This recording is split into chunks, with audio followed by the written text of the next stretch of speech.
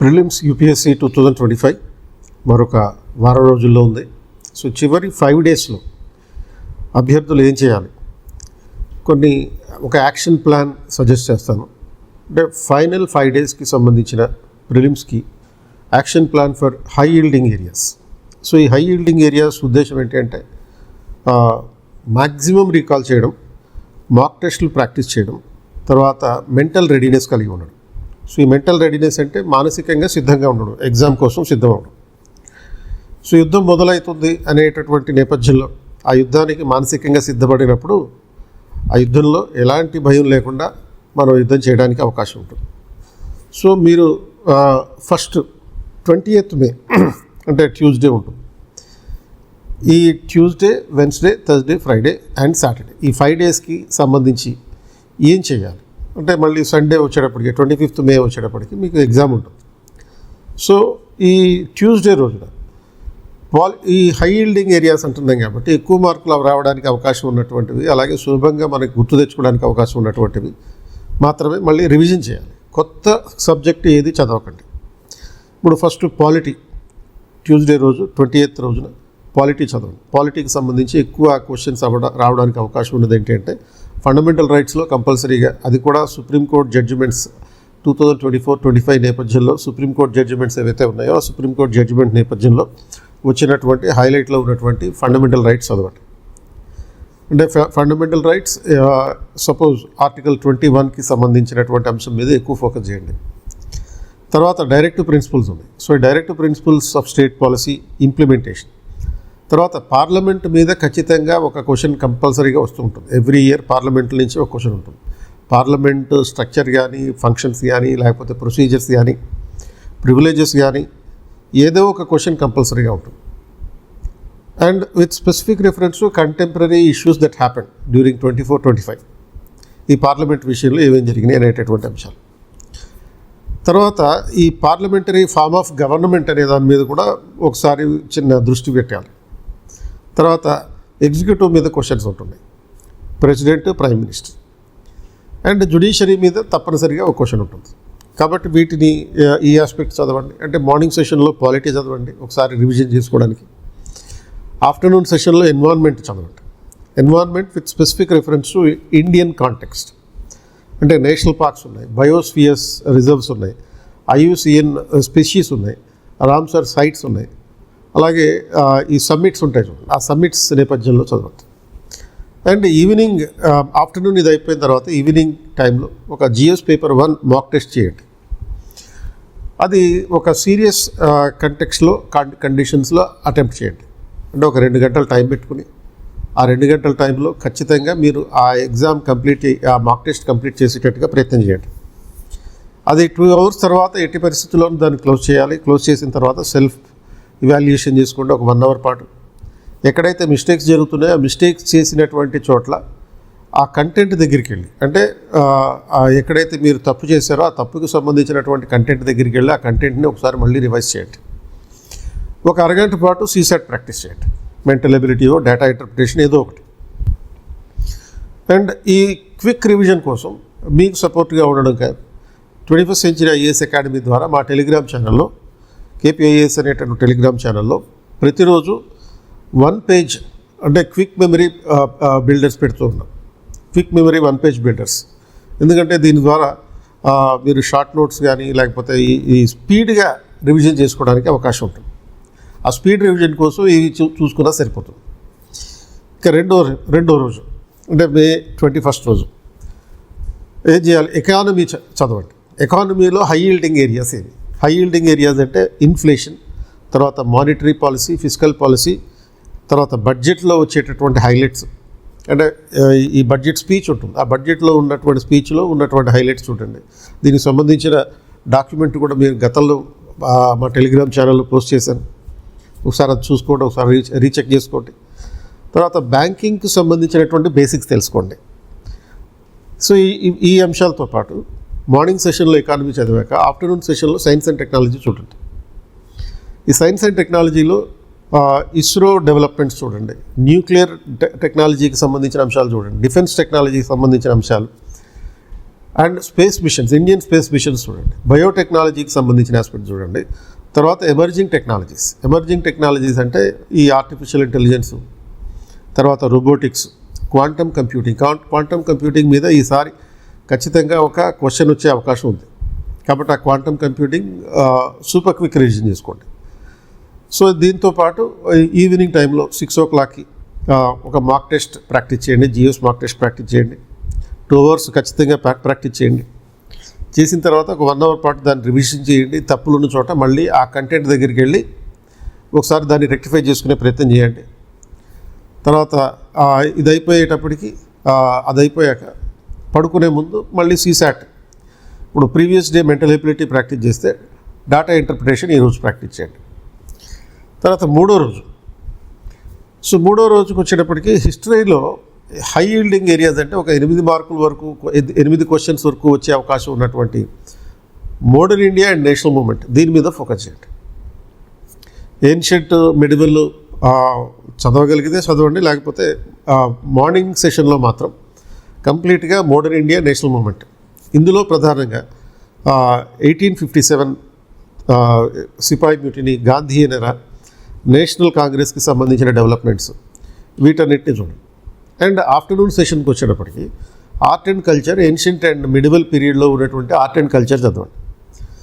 మీకు political history అక్కర్లేదు. ఈ టైంలో 1 dayలో హాఫ్ డేలో మీరు రివిజన్ చేయాల్సినటువంటి నేపథ్యంలో ఆర్ట్ అండ్ కల్చర్కి సంబంధించి సపోజ్ కంపల్సరీగా మీకు క్వశ్చన్స్ వచ్చే అవకాశం ఉన్నటువంటిది ఒకటి బుద్ధిజం మీద అండ్ రెండోది జైనిజం మీద. అండ్ అదేవిధంగా ఒక టెంపుల్ ఆర్కిటెక్చర్కి సంబంధించిన క్వశ్చన్ ఉంటుంది, పెయింటింగ్స్ మీద ఉండొచ్చు, యునెస్కో హెరిటేజ్ సైట్స్ దీని మీద కూడా చదవండి. ఇక ఈవినింగ్ టైంకి 6 to 8 ఒక మాక్ టెస్ట్ ప్రాక్టీస్ చేయడం, తర్వాత ఒక 1 hour పాటు దాన్ని విశ్లేషించుకోవడం, తప్పులు జరిగితే ఆ రిలవెంట్ మెటీరియల్ని చెక్ చేసి చూసుకోవడం. అది అయిపోయాక ఒక అరగంట పాటు మెంటల్ ఎబిలిటీ ఈ సీసాట్ పేపర్కి సంబంధించిన 3వ సెక్షన్ ఒక ప్రాక్టీస్ చేయండి. తర్వాత 4th డే మీరు చదవాల్సినటువంటిది జాగ్రఫీ. మార్నింగ్ సెషన్లో ఇండియన్ జాగ్రఫీ చదవండి, కంప్లీట్గా ఫ్యాక్చువల్ ఓరియంటేషన్గా ఉన్నటువంటిది ఇది. కాబట్టి drainage systems, monsoons, soils, climate zones, ఇటువంటి ఆస్పెక్ట్స్ మీద మార్నింగ్ సెషన్లో ఫోకస్ చేయండి. ఆఫ్టర్నూన్ సెషన్లో వరల్డ్ జాగ్రఫీ చూసుకోండి.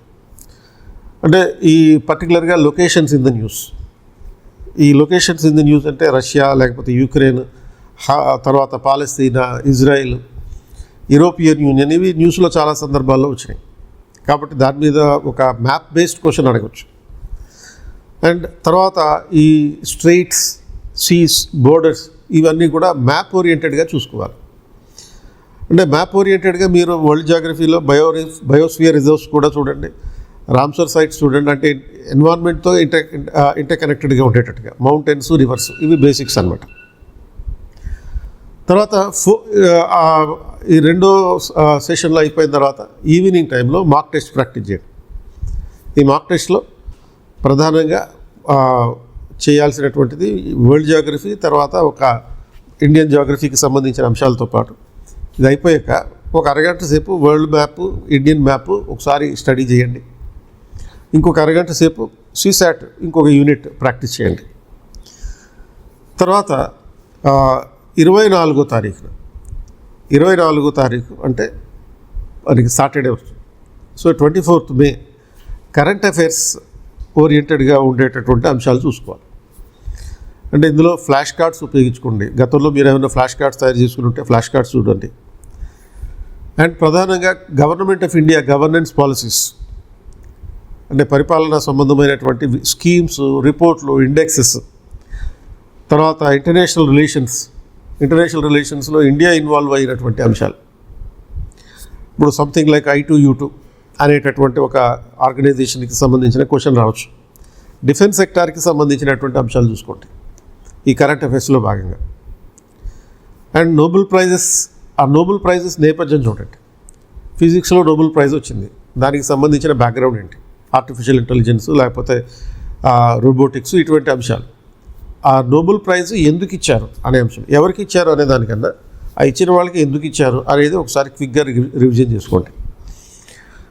అండ్ ఈ రోజున అంటే మార్నింగ్ సెషన్లో రివిజన్ చేసుకున్న తర్వాత ఆఫ్టర్నూన్లో ఎటువంటి చదవద్దు. ఇంకా మీ లంచ్ అయిపోయాక రిలాక్స్ అవ్వండి, ఒక 3 గంటల పాటు రిలాక్స్ అయిపోండి, పడుకోండి, క్విక్గా స్పీడ్గా పడుకోండి. తర్వాత ఈవినింగ్ టైంలో మీకు కావాల్సిన వాళ్ళకి, మీ పేరెంట్స్కి ఒకసారి ఫోన్ చేసి మాట్లాడండి. మీరు కనుక మీ పేరెంట్స్ నుంచి దూరంగా ఉంటుంటే మీ ఫ్రెండ్స్కి కాల్ చేసి వాళ్ళకి విషెస్ చెప్పండి, వాళ్ళ ద్వారా విషెస్ తీసుకోండి. అండ్ అంతేకాకుండా ఈవినింగ్ డిన్నర్ అయిపోయాక మీకు సంబంధించినటువంటి ఎగ్జామ్కి వెళ్ళడానికి సంబంధించినటువంటి ఐటమ్స్ అన్నీ ఆర్గనైజ్ చేసుకోండి. ఎలాంటి మాక్ టెస్ట్ వద్దు, రివిజన్స్ ఇంకా ఆఫ్టర్నూన్ నుంచి బంద్ చేసేయాలి. బ్రెయిన్ ఫ్రెష్గా ఉంచుకోవాలి. మీ అడ్మిట్ కార్డు ప్రాపర్గా ఉందో లేదో చూసుకోండి. ఐడి కార్డు, ఈ ఆధార్ కార్డు కానీ ఏదైనా సరే, లైసెన్స్ కానీ అది ప్రాపర్గా పెట్టుకోండి. పెన్స్ రిక్వైర్మెంట్ ప్రకారం ఒక 2-3 పెన్నులు పెట్టుకోండి. ఒక వాటర్ బాటిల్ రెడీ చేసుకోండి. అలాగే 10 o'clock కల్లా పడుకోండి. సో 10 తర్వాత ఇక ఎటువంటి యాక్టివిటీ వద్దు. ఇంకా 10 తర్వాత కేవలం మీరు చేయాల్సిందల్లా పడుకోవడమే. పడుకునే ముందు వీలైతే వామ్ మిల్క్ తాగండి. ఇక ఎటువంటి కాఫీ కానీ టీ కానీ తాగొద్దు.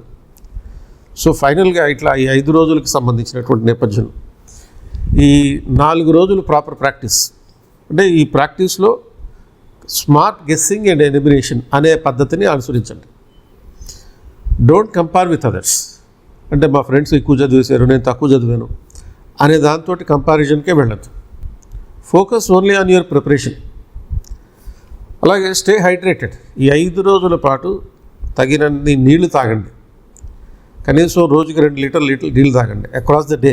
ఒకేసారి 2 లీటర్ల నీళ్ళు కాదు, అక్రాస్ ద డే 2 లీటర్ల నీళ్ళు తాగాలి. అండ్ కాన్ఫిడెంట్గా ఉండండి. ఇక మీకన్నా వేరే వాళ్ళు ఎవరు ఎక్కువ చదవలేరు. ఎందుకంటే దేశం మొత్తం మీద 13 లక్షల ఎగ్జామ్ అప్లై చేసినా కానీ ఫైనల్గా ఎగ్జామ్కి అటెండ్ అయ్యేది 5 లక్షల మంది. ఈ 5 లక్షల్లో నువ్వు బాగా చదువుకున్నావు, అవతలోడు ఎంత బాగా చదివాడు అనే దాని మీద ఫోకస్ పెట్టు. నువ్వు పెట్టాల్సినటువంటి ఫోకస్ అంతా రిలాక్స్డ్గా ఉండడం, కాన్ఫిడెంట్గా ఉండడం, ప్రిపరేషన్ అవ్వడం. ఈ 4 రోజుల్లో 5th day only half day revision చేసుకో. ఆఫ్టర్నూన్ టైంలో రిలాక్స్ అయిపో. ఈవినింగ్ టైంకి ఇలా వచ్చేటప్పటికి మీకు కావాల్సిన వాళ్ళకి ఫోన్ చేసుకో. తర్వాత నీ అరేంజ్మెంట్స్ చేసుకో. రేపు ఎగ్జామ్కి వెళ్ళడానికి కావాల్సినటువంటి అన్ని అరేంజ్మెంట్లు, హాల్ టికెట్, లేకపోతే ఐడి కార్డు, పెన్నులు ఇవన్నీ రెడీ పెట్టుకో.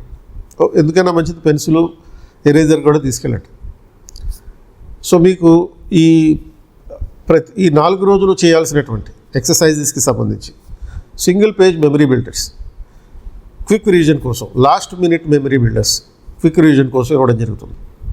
మా టెలిగ్రామ్ ఛానల్లో ఉన్నాయి, ఇవన్నీ KPIS ఛానల్లో ఉంటాయి. వాటిని డౌన్లోడ్ చేసుకోండి, వేగంగా చదువుకోండి. All the best.